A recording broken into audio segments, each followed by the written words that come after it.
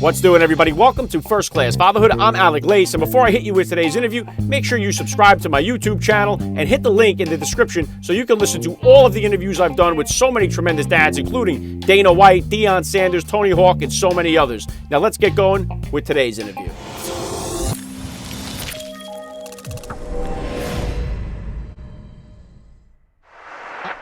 Joining me now, First Class Father, Chad Veach. Welcome to First Class Fatherhood. Hey, thanks so much for having me on. All right, let's start right here. How many kids do you have and how old are they? I have 4 children, ages 2, 4, 6, 8. Who do we appreciate, Mom?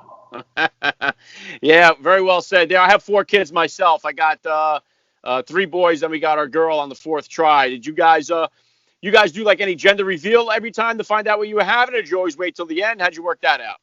You know, we only did a gender. I'm opposite of you. I have girl, 3 boys. We did opposite of you, but we only did a gender reveal one time. And the last one, we did the surprise. So it wasn't until he was born that we found out what sex he was. And then on the one that's 4 years old, we did a gender reveal. We did it via ice cream. Oh, wow. I like that. Those are some of the fun videos to watch on social media, the creative ways people come up with finding out what they're having, you know. So, I mean, we did it for 3 of them. We did like sort of gender reveals to find out. And then for my 3rd son, we waited till the end. He was the only one we waited. And that was a really great surprise, too. So it's obviously either way, it's a blessing. You're adding a little fun to it. No harm in that. If you could hear, Chad, please just take a minute to hit my listeners with a little bit about your background and what you do. Yes, so I live in Los Angeles, California, and my wife and I moved here 5 years ago to start a church. And so I'm a pastor, and then I also write books and travel to speak. But I grew up as a pastor's kid in Seattle area. And so I've always worked in church, always tried to be in the service of helping people, encouraging people, trying to be, somewhat of a voice of hope. And we've just enjoyed it the whole time. It's been a thrilling experience. Yeah, very cool. Yeah, definitely needed right now too. And what about how old were you then, Chad, when you first became a father, and how did becoming a dad kind of change your perspective on life? Yeah, so my first child was born when I was 32, and it feels like life starts when you have your first kid. I can't remember life before that. It's just life starts, and it just marriage doesn't change your life too much. Marriage just makes life a little bit better.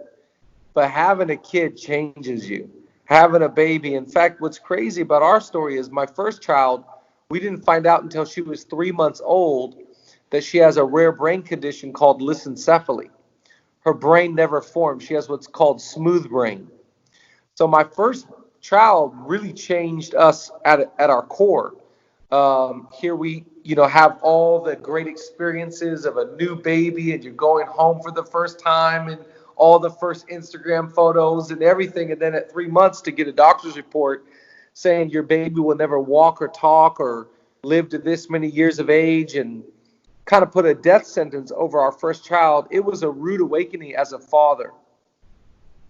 Yeah, I would imagine it was, Chad, and it's one of those things where there's so many people we don't realize sometimes what certain people are going through, especially when it affects our people's children, and how that just consumes so much of our life. And I've had other guys on that have had several different diseases with their kids, plenty of dads that have unfortunately had to bury their children, and it's an experience that it's impossible to relate to if you haven't lived it. So it's great to hear the stories about it and the positive mental attitude towards it moving forward and beyond. And I know that you started the Zoe Church here, if I'm saying that correctly. What was the genesis of you starting the church, and what separates it from others? The genesis was, so when I was 18 years old, I moved to Los Angeles from Seattle. And I went to Bible college here, and I worked at a church in East LA in kind of a poverty-stricken area for almost 6 years. And when I left to go back to Seattle after 6 years of being here, I always had it in my heart to come back to LA. And so eventually we felt like it was time. And so we moved down. And I think what separates our church, what makes it so unique, is that it's a very young church. a lot of churches today, and because most churches are a reflection of the age of the pastor. Well, I'm young. I've worked with young people for a long time, so it's really special to lead a younger congregation. Of course, there's all ages in the church, but predominantly it would be, mid 20s, early 30s, and I count it as a real privilege to be able to have that demographic in our church. Yeah, and Chad, I think that's another thing is very much needed right now. I think the two things I talk about on my podcast so much is that God's been removed from so much of our society, especially from our youth, and so many kids are growing up without a father in their life. We got a fatherless crisis going on in our country, and those two things combined are creating devastating results in our society. And if we could just tighten up just those two things, I think the majority of the problems that we're seeing in our country would really dissolve quickly. I totally agree with that. And I think that, the young will always win. The young will always win. And so we have to do everything we can to lean into that generation, listen, understand, apply ourselves, and not write them off because they consume content than us that's different, dress a different way, talk a different way, have different value structure. We've got to do everything we can. In the same way that we were misunderstood, the next generation will always be misunderstood. And so we got to do our best to try and help them and lead them. Yeah, well said. Yeah, I think that's one of the struggles of life is to be able to listen, to understand, and to find some type of common ground to work forward towards a more peaceful, better society for everybody, where everybody benefits, everybody's involved, everybody's included, and it's a win-win for all involved. So and I know that. Well, one of the things I like to ask the dads about that I get on the show because it's important to all of us. What type of disciplinarian are you as a father, and is it different than the discipline style that you grew up with? It would be the same. I have phenomenal parents. My parents are very confident, very secure. I grew up in a very strict home that was conservative. Wasn't allowed to watch this, show, and wasn't allowed to listen to this kind of music. And I'm grateful. At the time, you're not grateful. At the time, you want to kick and scream and rebel against it. But I'm grateful that my parents protected my eyes, protected my ears, protected my life. And so I would subscribe to a very similar philosophy, and I'm doing my best. Most parents are catching up to where they should be. They say ages 0 to 5 is about gaining control. Say what you mean what you say. And a lot of parents are trying to gain control once the kid hits 8. If we didn't get it in 0 to 5, we're parenting a stage behind. So I'm really trying to, with my youngers, be very, very consistent, very, very predictable, getting them on a good rhythm and good schedule. And at the end of the day, trying to create confident kids, telling them more of who they are than who they're not. If I correct my kid, one of my kids gets mean. One of the things that just happened to me yesterday with my 6-year-old, he's being mean to his little brother. And so I called him into his room, and we're sitting there talking. I go, "Hey man, what's going on? You're the best guy I got. Nobody better. I don't have anybody better than you." He's the oldest boy, and I say, "You are so awesome, so kind, so funny, full of life and encouragement. When you act this way, it doesn't make sense because it's not who you are. I'm trying to tell him who he is more than who he's not."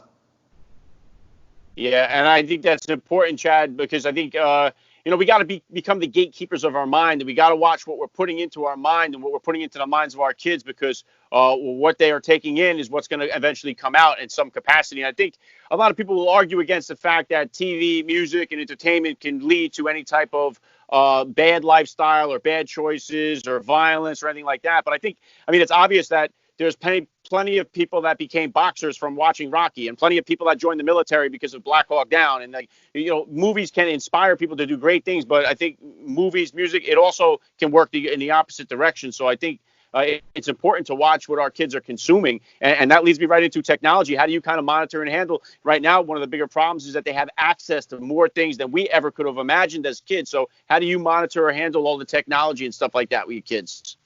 Again, I would probably err a little bit more on the strict side. None of our kids have iPads. None of our kids have their own phones. We're very strict with how much TV time they get per day. Like last night, for example, when they're going to bed, we let them watch a movie at night. That's a rare occasion, but because they watched a movie last night, there's no TV this morning, and they won't get TV until later tonight. So it's like you're gonna get a little bit in the morning.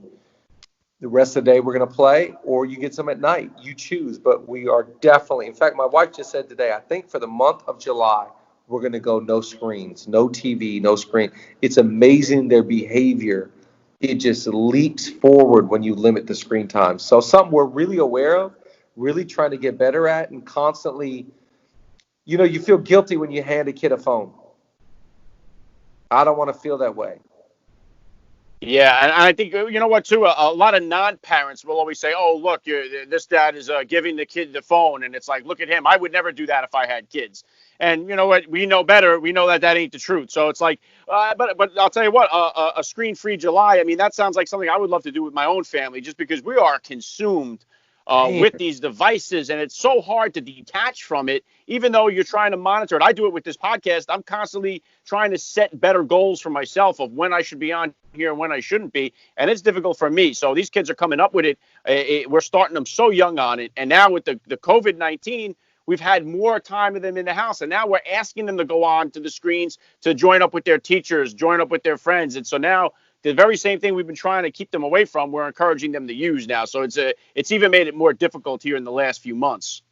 it's crazy. It is really wild, and I think we got to do our best to protect their minds. They're being shaped, and it's like when we were kids. There was one thing my mom was always saying: turn off the TV and get outside. And now it's the same thing I'm saying to my kids. We're turning off the TV and we're getting outside. It's amazing how creative these kids are when they just make them go outside and play together. Yeah. Yeah, I had the Iceman Wim Hof on not too long ago, and man, he preached that all the time. Just how much the environment, how good it can do for you in all ways. And I want to jump into here now, Chad. I know you got a book coming out. You got some pre-orders going on now. Help I Work with People. What was the origin of the book? What is it about? When's it coming out? Well, I always think, thank you for mentioning it. My favorite thing in life is people. People make a place. It's not the building that makes a place. It's not the structure. It's the people that are in it. People are the best part of life. And so often people get frustrated with others. They get frustrated with people. And so I wrote this book really because my favorite book growing up was a book called How to Win Friends and Influence People by Dale Carnegie. And I loved reading about, how do you have kindness and write thank you notes and treat people with class. And so the book really is help I work with people. We all work with people. I don't care what religious background you are or what if you work at a large business, small business, school district, whatever police force, whatever field of work you're in, you're working with people. And so we got to get good at three things. We got to get good at people skills, leadership skills, and relationships. But the bottom line, and the book really talks about this, healthy relationships are made up of healthy individuals. So it's never starting with them. It's always starting with my health, my self-view, my self-confidence, and my self-respect. And so I'm really excited about the project. I think it's going to help a lot of people. Yeah, I'm pumped up about that myself, Chad. And like I said, I'm going to drop a link in the description of the podcast episode to the pre-order, so my listeners get over there, grab themselves a copy. And Dale Carnegie is one of the best. I love his How to Stop Worrying and Start Living is another great one by him. And I encourage my kids to read, especially my 12 and 14-year-old. I think it's such an important part of life. And I think we all benefit when we're more educated and we get the information.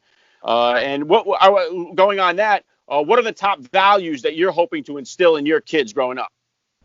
Well, the top value I would say, and what I preach all the time, is kindness.